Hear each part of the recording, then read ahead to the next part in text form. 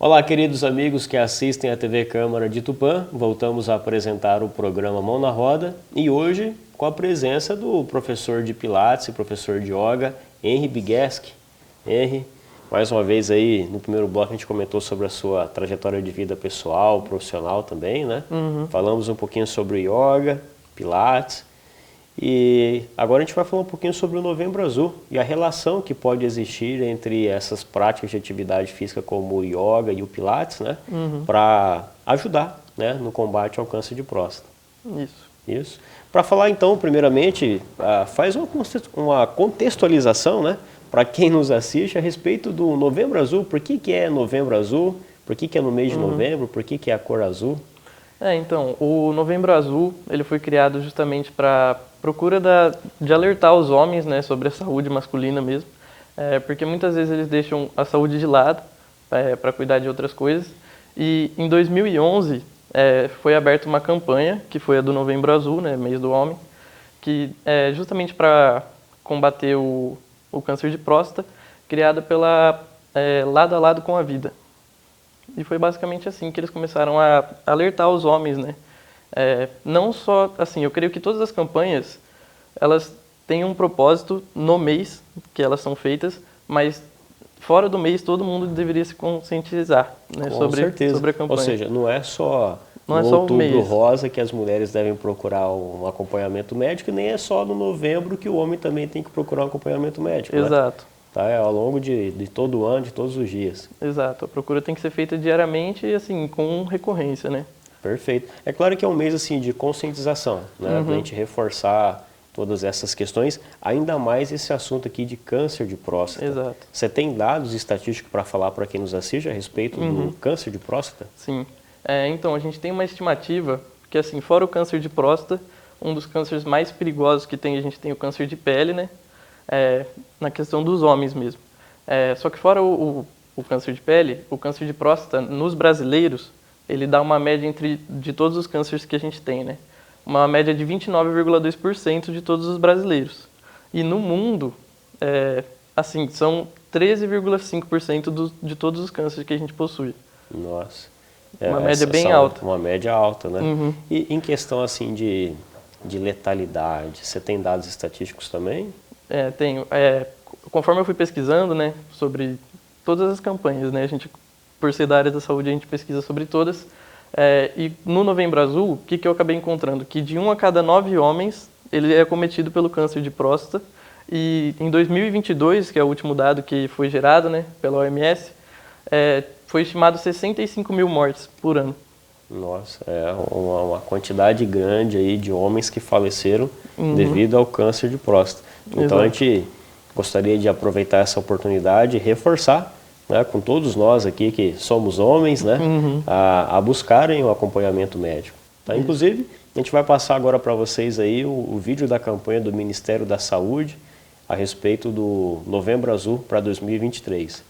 Eu negligenciei minha saúde durante muito tempo por conta do trabalho. Eu sempre me preocupava mais em trabalhar do que cuidar da minha saúde. E aí isso me cobrou um preço muito alto, né? Sabe, meu filho, eu já fui um pouco relaxado mesmo, sabe? O homem, ele precisa estar forte o tempo todo. Ele precisa não ter fraquezas, ele precisa estar sempre disponível.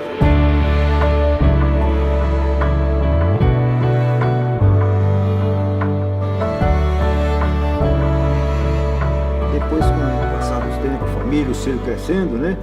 Aí a coisa modificou, né? Um filho fala aqui, outro fala ali, aí eu fui obedecendo meus filhos, sou maravilhoso. Eu acho que eu ainda estou vivo graças a ele, sabe? Então a saúde do Cris, ela não é perfeita, mas ela está em constante construção. E eu percebo hoje que ela está cada dia melhor. Se eu pudesse voltar a falar com o Rafael criança, eu falaria que ele ainda vai conhecer muita gente, que ele vai amar muito e ele precisa se cuidar para viver essa vida e viver bem essa vida. Quero ser um exemplo de homem que inspire outras pessoas a viver bem. Cuide de quem você ama. Procure uma unidade de saúde. Ministério da Saúde, Brasil, União e Reconstrução. Bom, conforme vocês observaram aí esse vídeo do Ministério da Saúde a respeito do Novembro Azul, o mês de conscientização de combate ao câncer de próstata, né? E a gente falando sobre esse assunto, surgiu então a interação que pode existir no combate ao câncer de próstata por meio das atividades físicas, né, Henry? Isso. Comenta um pouquinho sobre como o Pilates ou o Yoga eles podem auxiliar nessa parte também. Isso.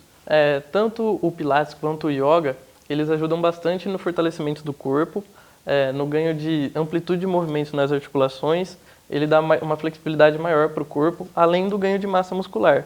E o interessante, tanto para o tratamento como prevenção, tratamento e pós-operatório do câncer de próstata, é que ambas as atividades eles trabalham bastante justamente com o assoalho pélvico. E quando a gente tem o assoalho pélvico masculino, tanto feminino, fortalecidos, a gente evita doença, a gente evita lesão. E conforme a gente tem os músculos mais fortalecidos, a gente tem uma circulação sanguínea melhor. Ou seja, a regeneração do músculo, tudo que a gente trabalha com o corpo faz com que ele fique mais saudável e evite algumas complicações. Excelente. E desses, entre o Yoga e o Pilates, qual que é o mais recomendado? Então, os dois eles são muito recomendados à prática como tratamento, mas dependendo da condição do paciente, eu indicaria para ele fazer o Yoga, porque o Yoga ele é uma prática um pouco mais suave do que a do Pilates, não que o Pilates também não seja pouco agressivo para o corpo, é que o Yoga a gente faz algumas posições mais cotidianas, algumas coisas bem mais simples de fazer do que às vezes num aparelho de Pilates, né? E isso também, que eu esqueci acabando de comentar, que muitos pacientes acometidos pelo câncer, eles sentem o corpo muito cansado. E o Yoga e a prática de atividade física, ele também dá mais capacidade pulmonar para a pessoa e melhora muito a fadiga dela. Perfeito. Henry, e no caso aqui do Yoga, é um tipo de atividade física que a pessoa ela vai encontrar somente em clínicas particulares ou ela também encontra no sistema público de saúde? Isso, o Yoga ele foi integrado ao sistema público de saúde, o SUS, né, como atividade para ser oferecida. Eu ainda não atuo no SUS, mas estou correndo atrás para conseguir participar também, né, para oferecer isso para o pessoal. Mas ela é uma prática, assim, que nem eu disse, muito acessível. E o método que eu aplico, principalmente, né, eu acho que ia ser interessante no SUS, porque é o Yoga para todos, né? A gente consegue aplicar todos os tipos de postura com todos os tipos de paciente. E caso a gente também aplica o Yoga sem dor, né? Caso tenha alguma dor ou algum incômodo, a gente sempre reformula a postura de um jeito que a pessoa possa se sentir confortável, gerando ainda o fortalecimento do corpo para aquela região que a gente quer. Perfeito, que nesse caso essa região que a gente está comentando aqui mais, acaba sendo mais o assoalho pélvico. O assoalho pélvico, isso. Olha só. Isso é devido aos alongamentos que o Yoga proporciona na pessoa? Isso, o Yoga, além dos alongamentos, a gente tem bastante posturas que a gente acaba trabalhando com isometrias. E as isometrias, elas geram fortalecimento do corpo, né? Então, conforme eu deixo a pessoa algum tempo na postura, o corpo dela vai trabalhando sozinho, minimamente o esforço da própria pessoa, propriamente dito, e a gente consegue trabalhar todas as regiões do corpo, só que no caso da conversa aqui a gente tem várias regiões que a gente trabalha no nosso método, principalmente porque ele trabalha muito com o quadril e que influenciam muito na região do assoalho pélvico. Perfeito, muito bem. E só reforçando, então, o Yoga você pode utilizar tanto como uma atividade física preventiva, quanto também pós-operatório? Isso, pós-operatório e durante o tratamento também. Ah, é? Porque a gente pode gerar a melhora na fadiga, a melhora da mobilidade do paciente, né? E também no pós-operatório a gente ajuda ele a ter uma melhor reabilitação, com o fortalecimento dos músculos. Muito bom, interessante, hein? Bom, muito obrigado aqui, Henry, pela sua participação no programa Mão na Roda, tá? Eu que agradeço. Queria que você deixasse uma mensagem final para quem nos assiste. Isso, pode deixar. Então, o que eu vou deixar para o pessoal aqui, né, previnam-se. É muito importante cuidar da própria saúde. Muitas vezes o homem ele deixa de cuidar de si próprio para cuidar da família, mas uma coisa que é importante sempre lembrar é que cuidar da saúde também é ser homem. É mais ou menos isso. Muito bom. Eu sempre gosto de citar uma frase para alguns amigos, né?